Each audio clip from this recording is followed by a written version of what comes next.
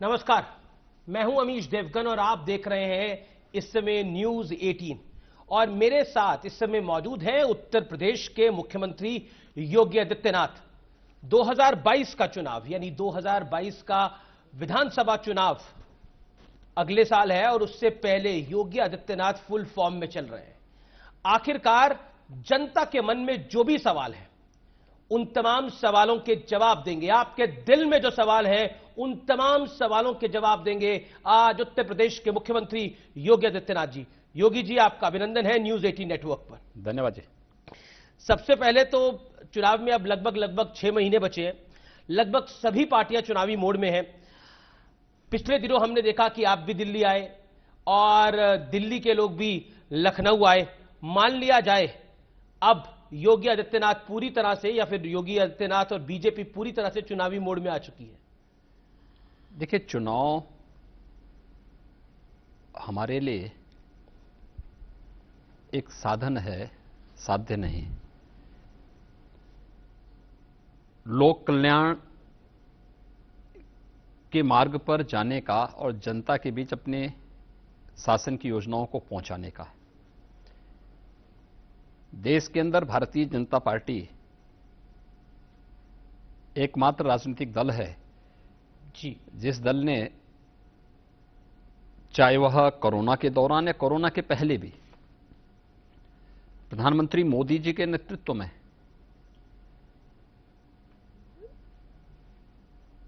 लोक कल्याण को सर्वोपरि दिया। दल से ऊपर देश। और इस दिश से जो भारतीय जनता पार्टी का अभियान रहा है वह पिछले 16 महीनों से कोरोना महामारी के दौरान भी देखा गया। अकेला राजनीतिक दल है जिसने कहा सेवा ही संगठन।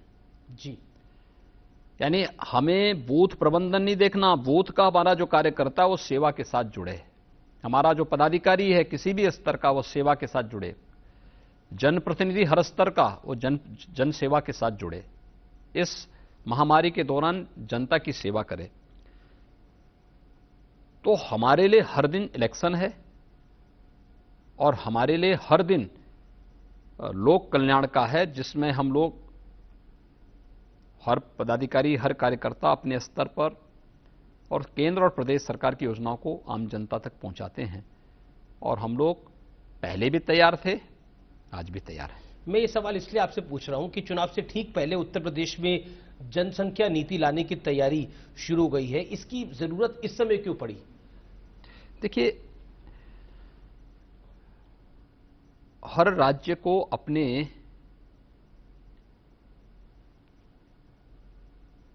फ्यूचर के कार्यक्रम तय करने पड़ते हैं, भविष्य की कार्य योजना तय करनी पड़ती है। 2016 में यूनाइटेड नेशन ने दुनिया के सभी देशों से एक अपेक्षा की थी कि सतत विकास के लक्ष्यों को प्राप्त करने के लिए, यानी सस्टेनेबल डेवलपमेंट गोल्स को अचीव करने के लिए 16 गोल्स तय किए थे, जिसमें गरीबी का सर्वथा उन्मूलन हो, हर एक व्यक्ति को शिक्षा मिल सके, हर एक व्यक्ति को बेहतर स्वास्थ्य की सुविधा मिल सके, नौजवानों को रोजगार की सुविधा मिल सके, जल संसाधन का बेहतर उपयोग हो सके, स्किल डेवलपमेंट के मुद्दे को लेकर, पर्यावरण के संरक्षण को लेकर, इन सभी मुद्दों को लेकर के वो क्या था। और अकेले उत्तर प्रदेश एक ऐसी विधानसभा है जिसने सस्टेनेबल डेवलपमेंट गोल्स पर एक डिबेट कराई थी और डिबेट 36 घंटे तक अनवरत चली थी। रिकॉर्ड भी है वो। रिकॉर्ड भी है। और उस डिबेट के कारण हमने फिर मंत्री समूह बनाए थे जी, अंतर्विभागीय समन्वय के भी, और उन सभी को फॉलोअप करने के लिए।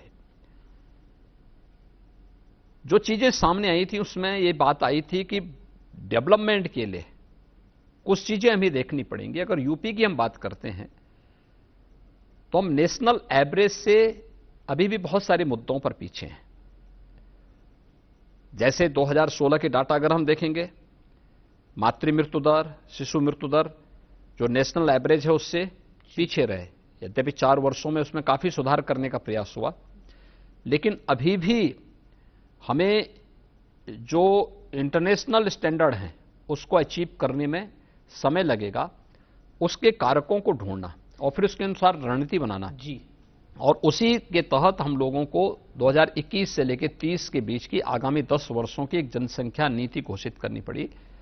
राज्य सरकार ने उसको लॉन्च किया है और अवेयरनेस के कार्यक्रम को फोकस किया है। देखिए, हमें एक चीज को नोट करना होगा, जब हम जनसंख्या स्थिरीकरण की बात करते हैं जी। तो हमें जनसंख्या स्थिरीकरण के लिए दो चीजें देखनी जरूर पड़ेंगी। एक, व्यापक जागरूकता और फोकस करके उस तबके को जहां पर अभी भी जागरूकता का अभाव है।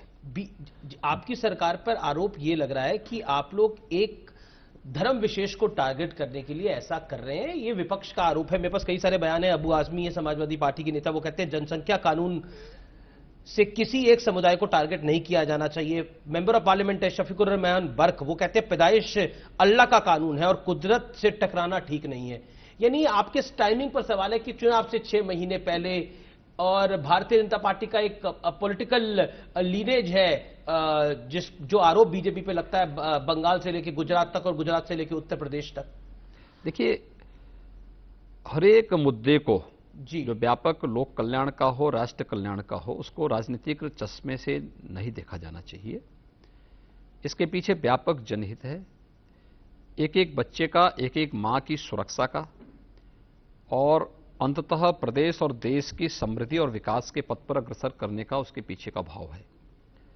हम लोगों ने भी उसको उसी भाव के साथ रखा है।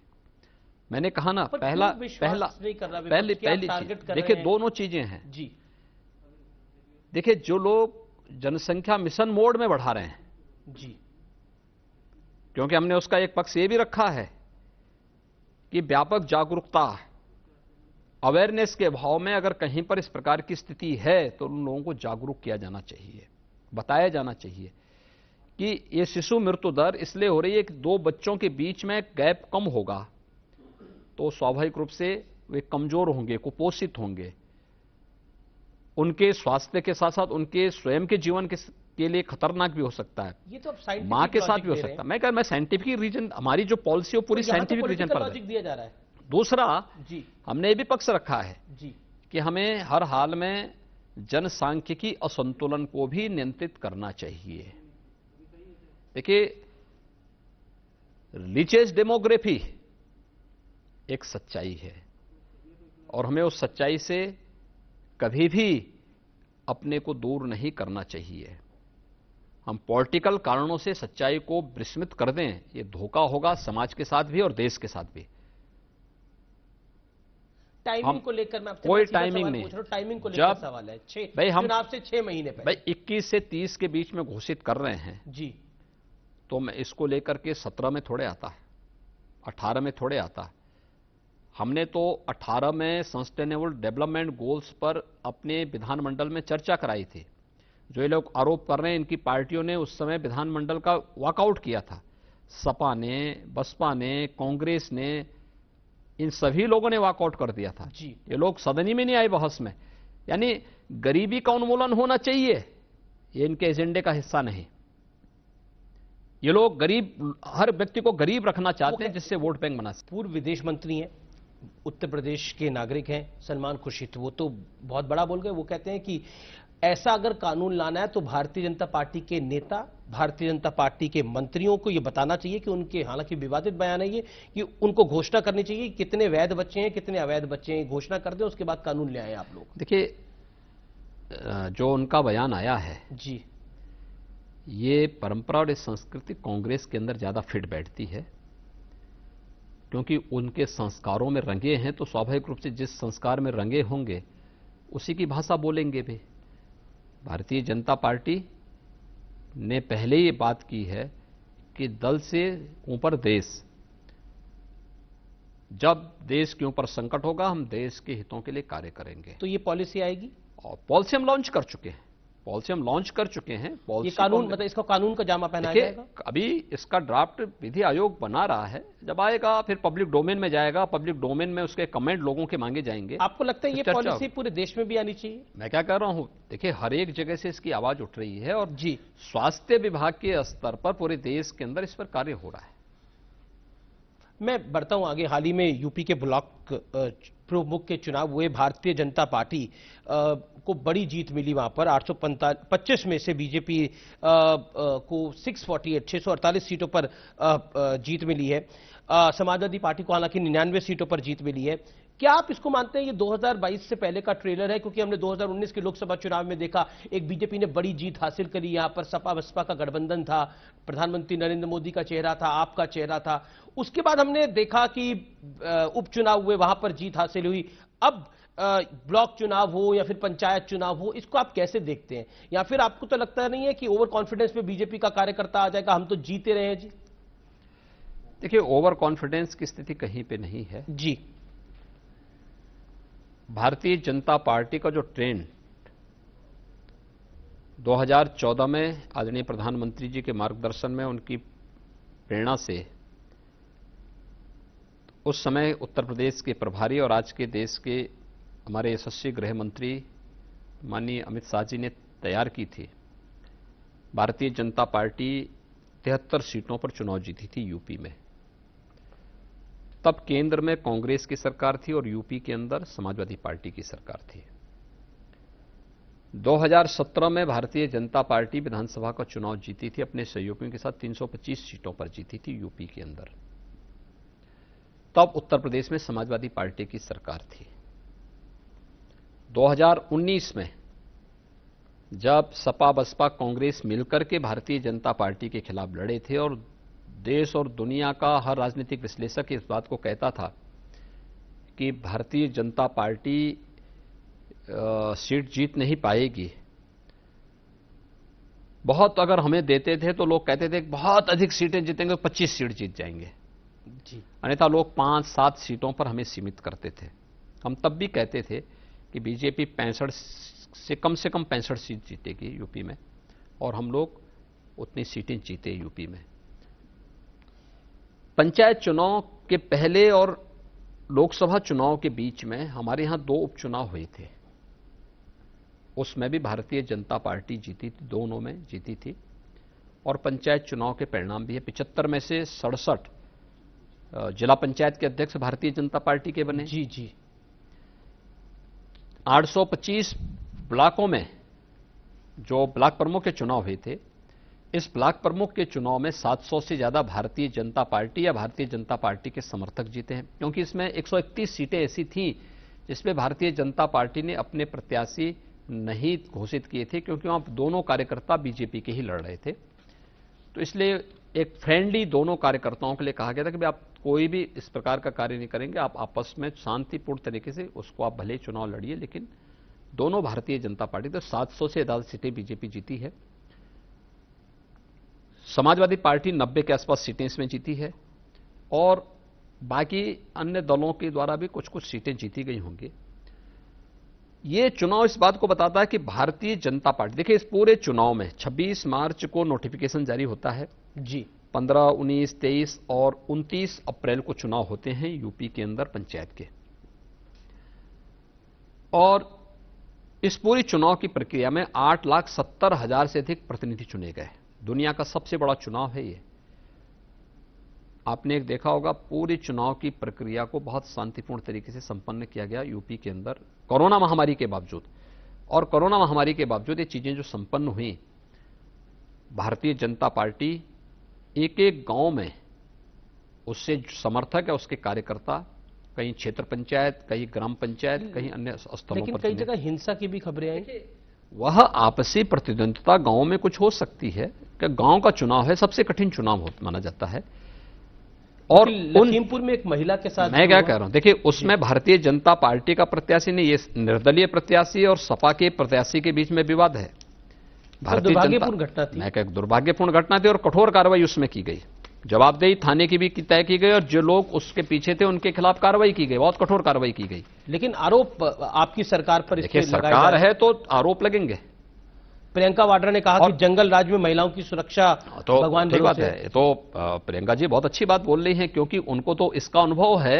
इन्हीं की पार्टी में तंदूर कांड हुआ था ना, महिलाओं के साथ किस प्रकार का व्यवहार कांग्रेस करती थी और क्या इनकी संवेदना उनके साथ रहती थी, क्या ये भूल गई उस बात को? और हमने कठोरतम कार्रवाई की इस मामले में। कोई भी अराजकता फैलाने की छूट किसी को नहीं दी जाएगी, कहीं भी नहीं।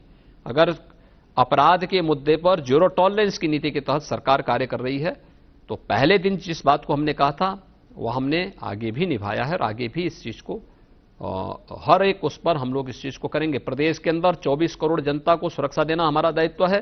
राज्य सरकार अपने इस दायित्व का पूरी ईमानदारी के साथ, पूरी निर्भीकता के साथ निर्वहन करेगी।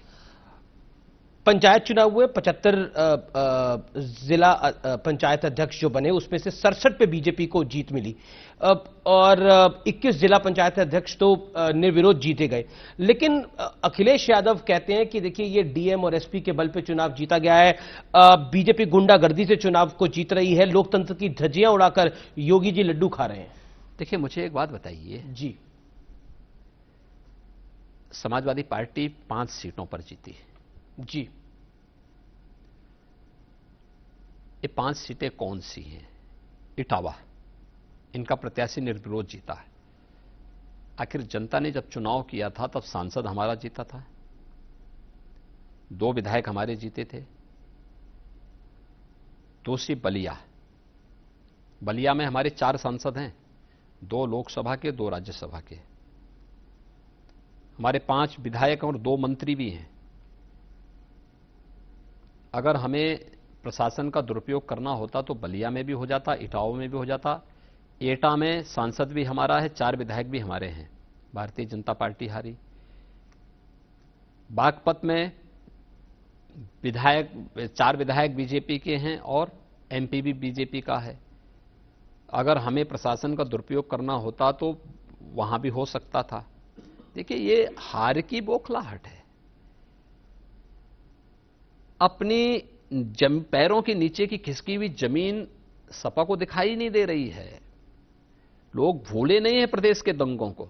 आपकी सरकार पर या फिर पूरे देश में बीजेपी पे यह आरोप लगता है कि जो इनके साथ नहीं होता उसको डरा कर साथ कर लेते हैं। देखिए हम किसी को डरा के साथ, अब देखिए मैं आपको एक एग्जांपल देता हूं, मध्य प्रदेश में आपकी सरकार, बीजेपी की सरकार तो नहीं थी, लेकिन उसके बाद ज्योतिरादित्य सिंधिया आपके साथ आ गए, उसके बाद वो सरकार बन गई। देखिए तो इसी तरह का आपने पंचायत में कर दिया। अगर लोग वहां संतुष्ट नहीं थे कांग्रेस से और वो बीजेपी में आए हैं तो क्या बुरा है भाई? ये कांग्रेस सरकार का दायित्व बनता था कि वे अपने लोगों को संतुष्ट करके लेके चलें, उनको मना करके चलें, टीम वर्क करें।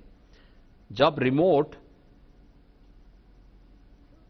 कहीं और जगह से संचालित होगा तो ऐसी दुर्गति होनी है और कांग्रेस शासित राज्यों का यही दुर्भाग्य है। कौन सा ऐसा राज्य मुझे बताइए कि मध्य प्रदेश की बात, राजस्थान में क्या हो रहा है, पंजाब में क्या हो रहा है, ये सब क्या है? तो बीजेपी को क्यों दोषी ठहरे? अपने घर को देखो ना। मैं 2022 के चुनाव के एजेंडे की बात करता हूं। योगी आदित्यनाथ, क्योंकि अब 6 महीने चुनाव में बचे हैं, तो योगी जी आपका मुख्य एजेंडा चुनाव में क्या रहने वाला है? देखिए सबसे पहली बात तो मैं बहुत स्पष्टता के साथ कहता हूं कि 2022 का मैंडेट बीजेपी के पक्ष में होगा और भारतीय जनता पार्टी भारी बहुमत के साथ प्रदेश के अंदर सरकार बनाएगी। चलिए मैं एक अगले इंपॉर्टेंट पॉइंट पे आता है। पिछले दिनों हमने देखा कि एक आम आदमी पार्टी के नेता भी अखिलेश यादव से मिले। अब हो सकता है आम आदमी पार्टी और अखिलेश यादव का गठबंधन हो जाए, तो इसको आप कैसे देखते हैं? देखिए हर दल को अपना गठबंधन करने का अधिकार है, कौन रोक रहा है? चुनौती के रूप में देखते हैं? हमारे लिए कोई चुनौती नहीं, उनके लिए अपने आप में चुनौती है। अगर फ्री बिजली वाली स्कीम वो यूपी में भी ले आए, उत्तराखंड में तो ले ही आए हैं। देखिए आपके बगल के यूपी में 2017 के पहले क्या होता था जी, कितने जनपदों को और कितने घरों को बिजली मिलती थी? सौभाग्य योजना के अंतर्गत 1,23,000 गांवों तक बिजली पहुंचाने के साथ ही 1,38,00,000 लोगों को फ्री में बिजली के कनेक्शन देने का काम प्रधानमंत्री मोदी जी के नेतृत्व में भारतीय जनता पार्टी की राज्य सरकार ने किया।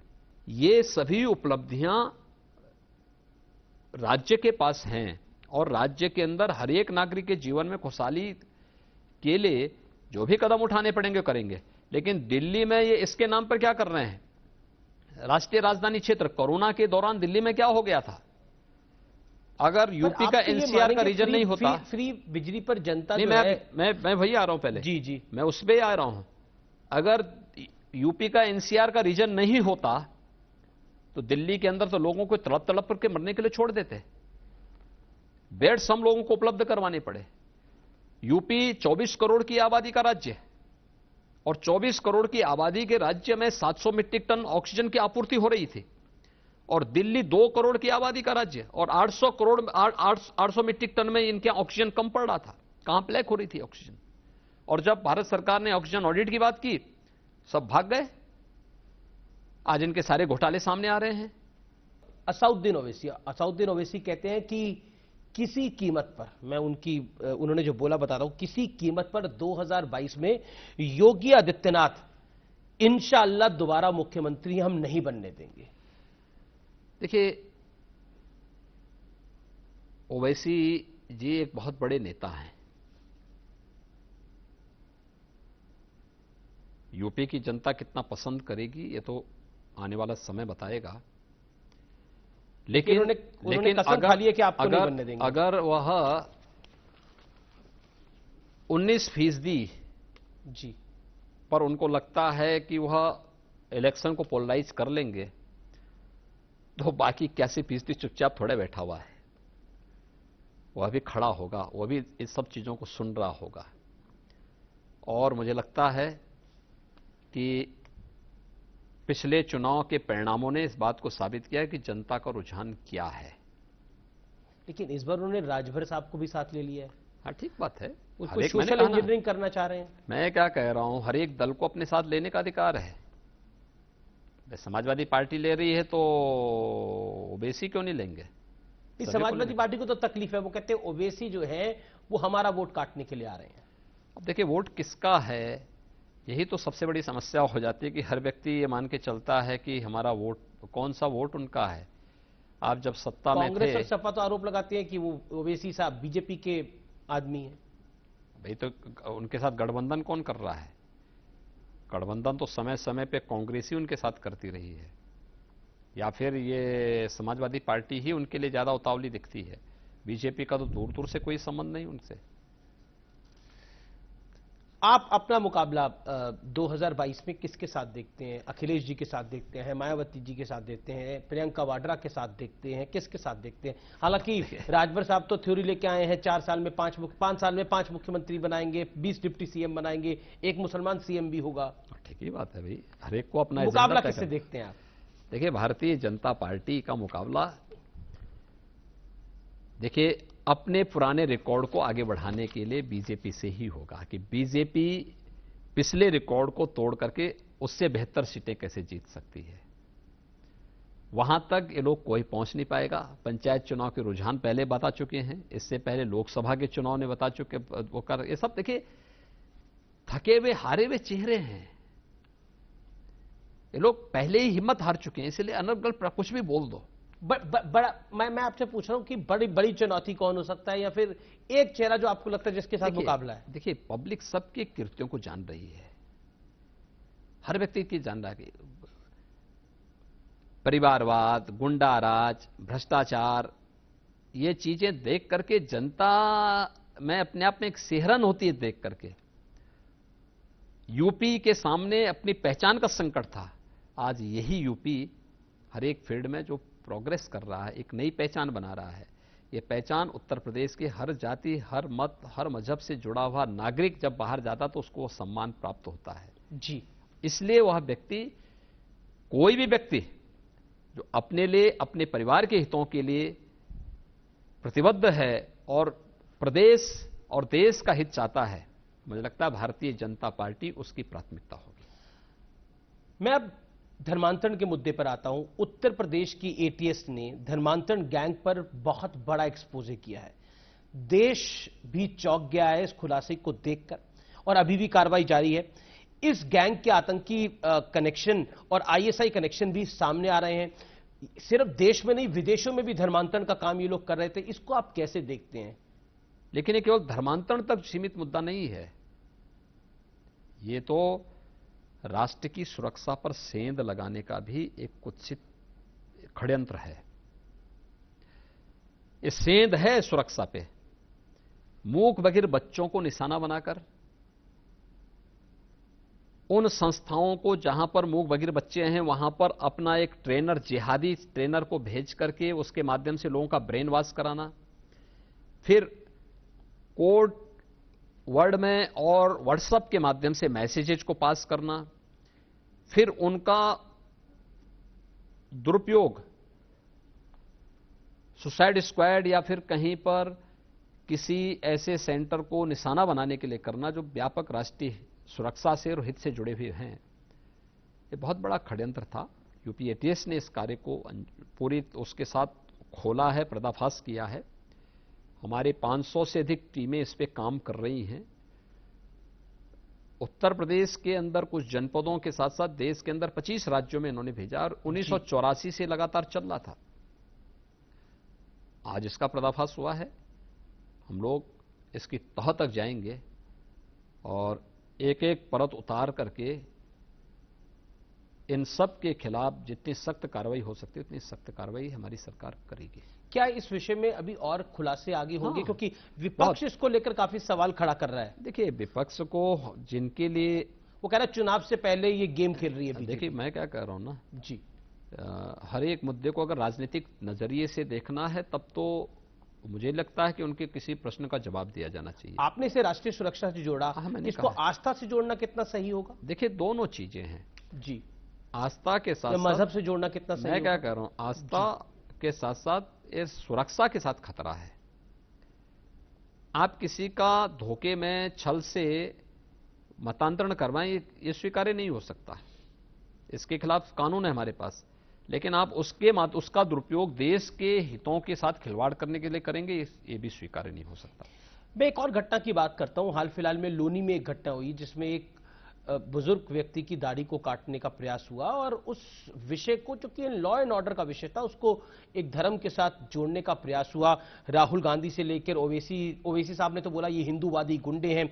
राहुल गांधी ने बोला कि ने तो इस घटना को राम भक्तों के साथ जोड़ दिया। कैसे आप देखते हैं इस पूरे घटनाक्रम को, जो कुछ हुआ गाजियाबाद की लोनी में? देखिए, एक तो उसमें कोई हिंदू नहीं था, दोनों एक ही समुदाय के थे। ताबीज के प्रभाव को लेकर के जो व्यक्ति जिसकी दाढ़ी काटी गई थी वो ताबीज बांटता था और ताबीज का जब प्रभाव नहीं हुआ तो अगले पक्ष ने उस पर हमला किया था। लेकिन ये कितना शरारती है कि ये व्यक्ति उसको मजहबी स्वरूप देने का प्रयास करता और फिर उस प्रकार की बयानबाजी करवा करके माहौल को खराब करता है। बिना सोचे समझे जब कोई बात हम करते हैं तो मुझे लगता है कि वह स्थिति उसके सामने वही सी स्थिति जैसे राहुल जी का है। राहुल गांधी क्यों देश के अंदर गंभीरता से नहीं लिए जाते हैं? क्योंकि सबको मालूम है कि व्यक्ति जो बात बोलेगा इसमें कोई गंभीरता नहीं होती है और कोई सच्चाई नहीं होती है। क्यों कांग्रेस की दुर्गति हो रही है? इसीलिए हो रही है क्योंकि हर एक मामले को राजनीतिक रूप देना और हल्की बयानबाजी करना, तह तक जाए बगैर, सच्चाई को जाने बगैर जब हम प्रतिक्रिया व्यक्त करते हैं तो उसके परिणाम ऐसे ही होते हैं।